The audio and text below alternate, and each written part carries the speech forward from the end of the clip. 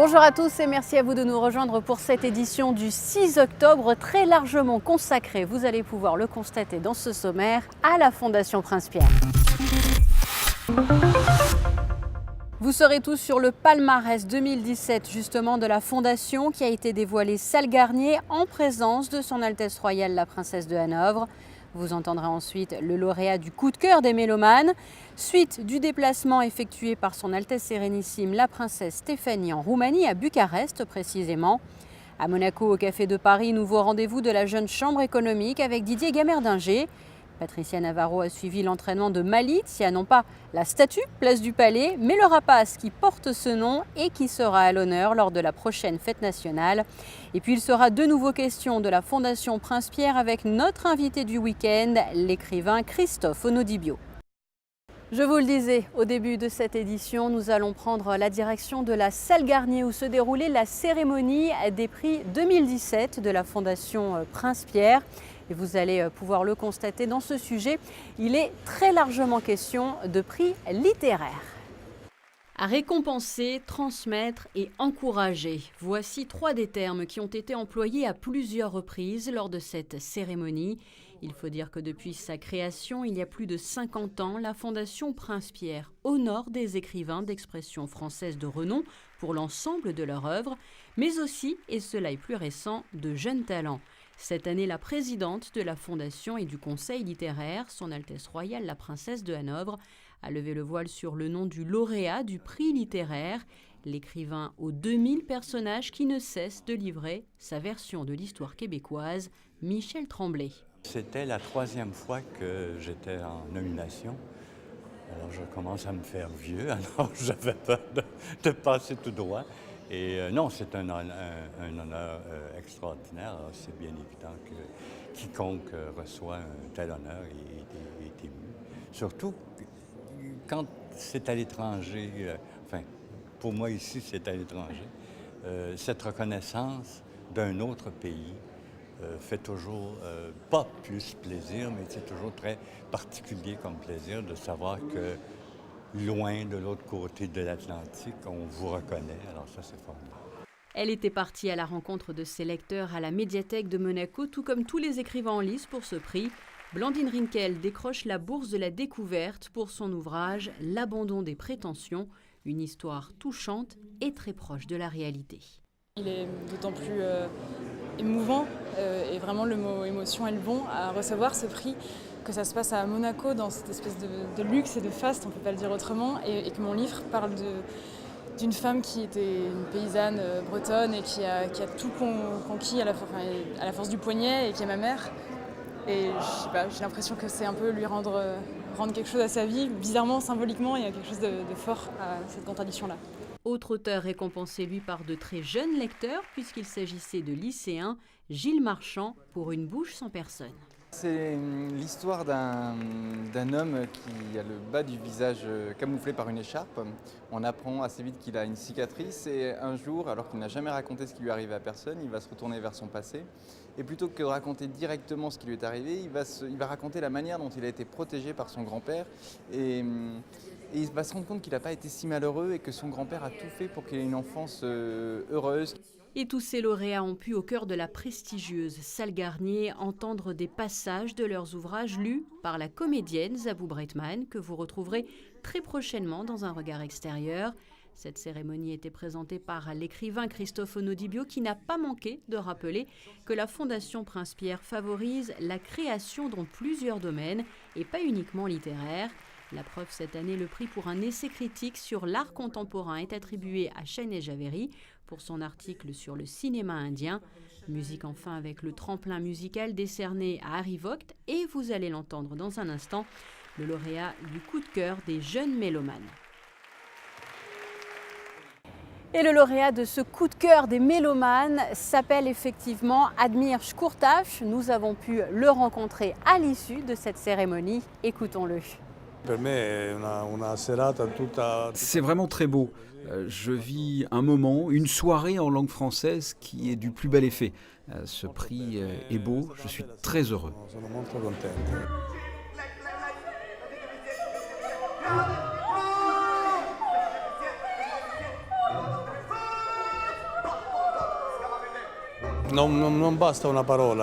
Une parole ne suffit pas pour décrire cet opéra. Il s'agit d'une œuvre, d'une musique très physique.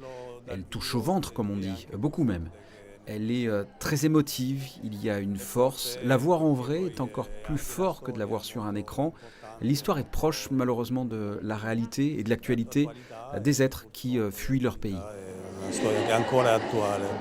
Voilà donc pour cet entretien avec le coup de cœur des mélomanes 2017. Et sachez, vous allez d'ailleurs pouvoir le constater en images, que les lauréats avaient rendez-vous ce 6 octobre non plus à la salle Garnier, mais au Palais Princier, où ils ont reçu leur prix des mains de la présidente de la Fondation Prince-Pierre, son Altesse Royale la Princesse de Hanovre, et de son Altesse Sérénissime, le Prince Albert II, avant justement le déjeuner offert par le souverain. Prenons à présent la direction de l'étranger, puisque son Altesse Sérénissime, la princesse Stéphanie, était en déplacement en milieu de semaine en Roumanie, dans la capitale, précisément à Bucarest, à l'occasion de l'inauguration d'une statue à l'effigie du prince René III. Sur place, elle a pu rencontrer de nombreuses personnalités. Le récit est signé Alexandra Pani. Bucarest, surnommé longtemps le petit Paris des Balkans, est en pleine croissance. Capitale de la Roumanie avec ses plus d'1 850 000 habitants, elle est la plus grande ville du pays. État membre de l'Union européenne depuis 2007, la Roumanie connaît aujourd'hui un véritable essor. Et malgré l'écart encore bien présent avec le reste des grandes capitales européennes, Bucarest commence à séduire de plus en plus de touristes, notamment pour son style architectural très divers, Art Nouveau, Bauhaus ou encore des monuments de l'époque de Ceausescu. La princesse Stéphanie a découvert cette semaine pour la première fois les charmes de Bucarest, invitée pour l'inauguration d'une statue à l'effigie du prince René III dans l'enceinte du bien nommé Parc du Cirque. Plus tôt dans la matinée, la princesse était reçue à la mairie par la maire de Bucarest, Gabriela Firea, avant de rejoindre ensemble le lieu de l'inauguration à quelques pas du chapiteau du cirque Globus.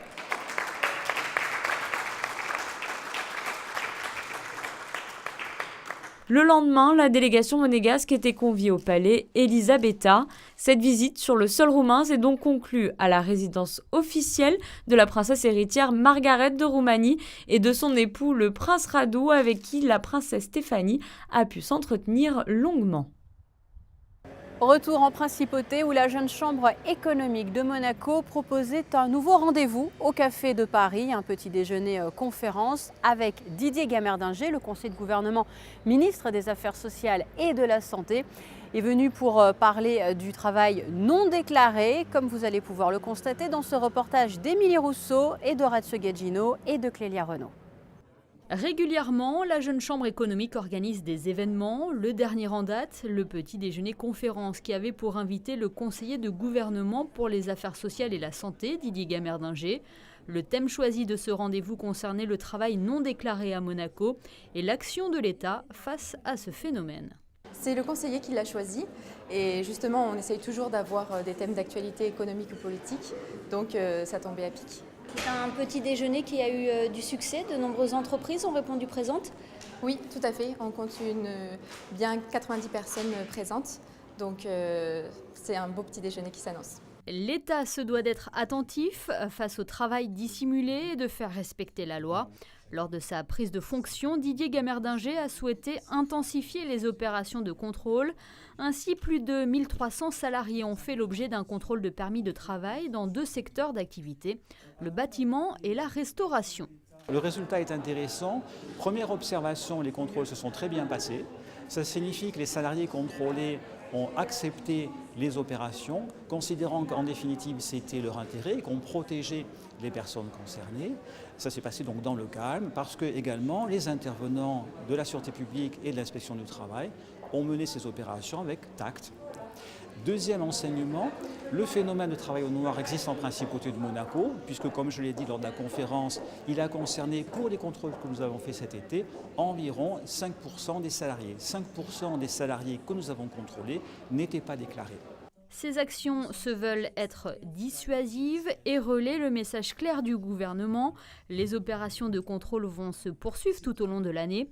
À noter que la procédure se veut simplifiée pour les chantiers avec l'édition récemment d'une carte professionnelle du bâtiment que chaque ouvrier doit détenir sur soi. La fête nationale 2017 s'approche à grands pas et l'un des acteurs de ces cérémonies est actuellement à l'entraînement en principauté. Il s'agit du rapace Malizia. Le reportage est signé Patricia Navarro. Elle s'appelle Malizia, clin d'œil à la principauté et à son Altesse royale, la princesse de Hanovre, qui en a fait cadeau au 17e régiment de parachutistes de Montauban. Ce rapace a remplacé au sein du régiment son prédécesseur, Bakkan, décédé peu après la fête nationale 2013. Pendant quelques jours, Malizia est venue s'acclimater à la principauté et procéder à des vols d'entraînement, puisqu'elle sera au cœur des festivités du 19 novembre prochain. Malizia, c'est un pigargue à tête blanche, c'est une femelle, donc on va dire une forme, qui vient du rocher des aigles de Rocamadour par le biais de la princesse Caroline.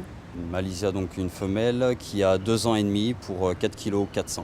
Malizia a été logée au jardin animalier de Monaco. À plusieurs reprises, elle a effectué des vols de repérage depuis la place du Palais. Cette année, pour égayer un petit peu plus le défilé, en plus de l'invitation faite au 17e RGP, il y aura une évolution en vol de Malizia. C'est un régiment que vous connaissez bien. C'est vrai qu'il existe des liens particuliers entre ce régiment et les carabiniers du Prince et la principauté plus généralement. Oui, bien sûr. C'est mon régiment d'appel quand j'étais jeune, avant de venir ici. Et c'est aussi et surtout le régiment qui est parrainé par Son Altesse royale, la princesse de Hanovre. Donc il y a des liens existants. Et on fait en sorte de pouvoir les garder. Après ce petit séjour en principauté, Malizia a repris la route de Montauban. Vous aurez l'occasion de la voir voler de nouveau dans le ciel monégasque lors de la prochaine fête nationale.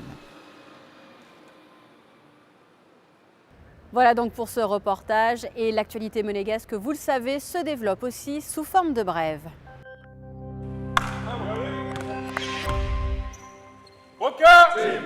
Les joueurs de la Roca Team affronteront leur bête noire ce dimanche à domicile. Depuis 2 ans, l'Asvel élimine les Monégasques en play-off alors qu'ils dominent la saison régulière.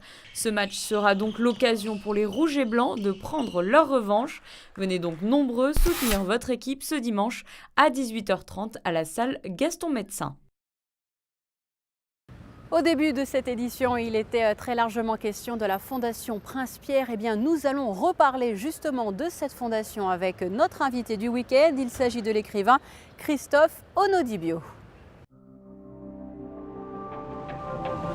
Christophe Onodibio, bonjour. Bonjour. Et merci de nous accorder quelques minutes. Vous êtes, comme on le sait bien sûr, écrivain. Comment vous êtes-vous préparé à endosser le costume de maître de cérémonie cette année? C'est toujours difficile parce qu'il y a un côté, dans maître de cérémonie, il y a maître. Donc il faut que j'ai une certaine gravité. Et puis cérémonie, il faut en même temps que ça soit, je ne vais pas dire joyeux, mais léger. Il n'y a rien de plus pesant qu'une cérémonie trop sérieuse. Donc je me suis préparé très sérieusement. En fait, ça tombait assez bien parce que la plupart des sélectionnés sont des gens que j'ai lus, notamment un certain nombre de jeunes talents dont je suis extrêmement heureux qu'ils soient là ce soir.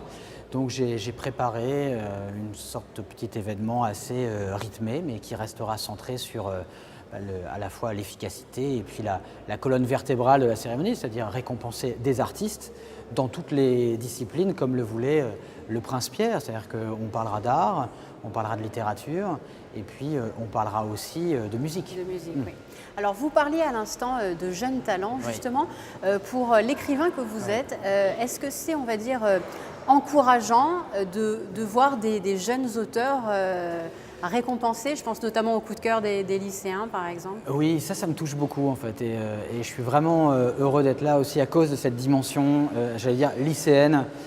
J'ai été lycéen, je rencontre en fait des lycéens. J'ai eu la chance d'avoir pour plonger à la fois le Grand Prix de l'Académie française, mais aussi le prix Renaudot des lycéens. Et c'est vrai que j'aime bien le mentionner. Il y a eu l'Académie française, mais aussi le Renaudot des lycéens que j'ai eu l'occasion de rencontrer, avec lesquels j'avais pu parler de littérature. Et c'est essentiel, en fait. Il y a une dimension ce soir qui est la dimension de transmission. Certes, on récompense des auteurs, mais on récompense aussi, ou on célèbre plutôt. je dirais une transmission. C'est-à-dire qu'il y a une chaîne, moi quand j'ai commencé, j'étais très heureux que des écrivains que j'admirais, plus âgés, plus anciens, reconnaissent, je ne vais pas dire un talent, mais une vocation, une envie de faire ça, un désir de faire ça.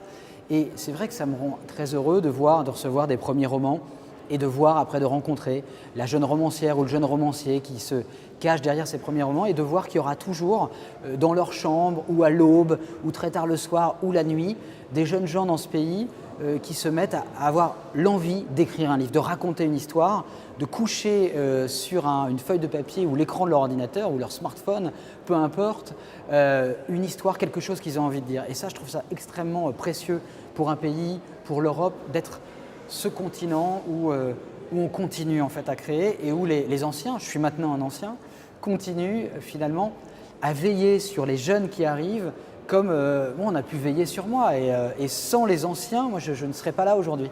Alors vous disiez l'envie de créer un livre. Oui. Est-ce que vous justement en ce moment vous avez déjà en tête quelques idées pour un prochain ouvrage? Oui, j'ai publié Croire au merveilleux au mois de mars. Oui. Il faut toujours plusieurs années avant d'écrire un nouveau livre. Mais en fait, ce que je trouve... Ça s'arrête jamais dans l'esprit. En fait, dans la tête. Ouais. En fait, un livre, on l'écrit d'abord dans la tête. C'est-à-dire que là, vous voyez, avant d'arriver sur le chemin, je pense à mes personnages. Oui, j'ai une prochaine histoire qui va nécessiter un voyage que je vais devoir faire aussi et qui tournera, comme toujours avec mes livres, autour de l'idée de transmission et d'étonnement. Voilà. Comment rester étonné face au monde tel qu'il se présente devant nous, ce monde parfois dur, mais qui est aussi riche de beauté, riche de merveilles, riche d'étonnement, et comment être attentif aussi à la génération qui vient. Voilà. Christophe, au début, une toute dernière question.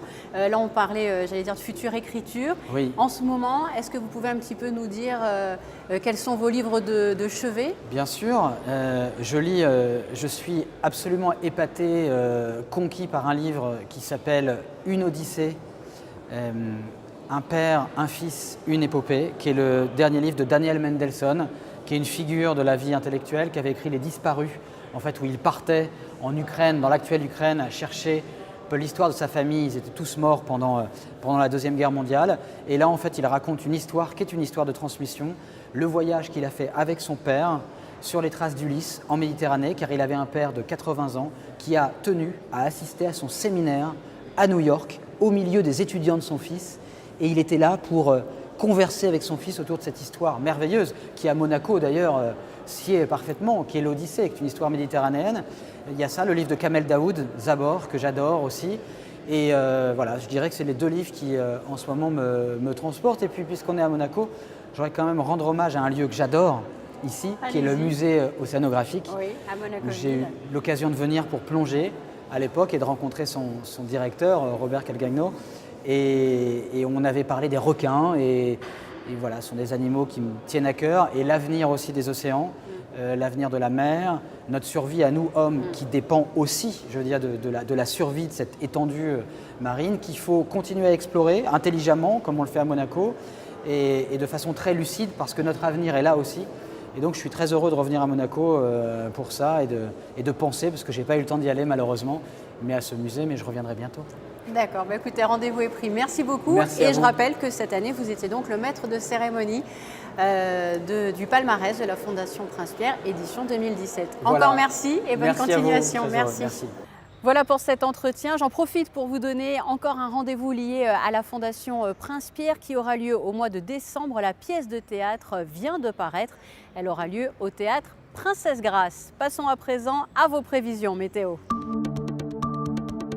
Samedi, ciel bleu au rendez-vous pour débuter le week-end. Les températures seront plus fraîches que les jours précédents, avec 21 degrés d'affichés au plus chaud de la journée.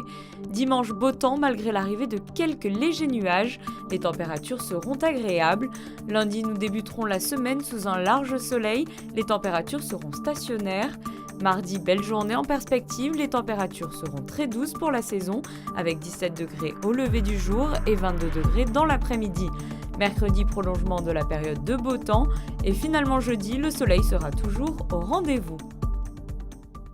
Fin de cette édition du 6 octobre. Je vous laisse à présent avec la suite de votre programme sur Monaco Info et l'émission notamment consacrée à l'ASM FC. À très bientôt.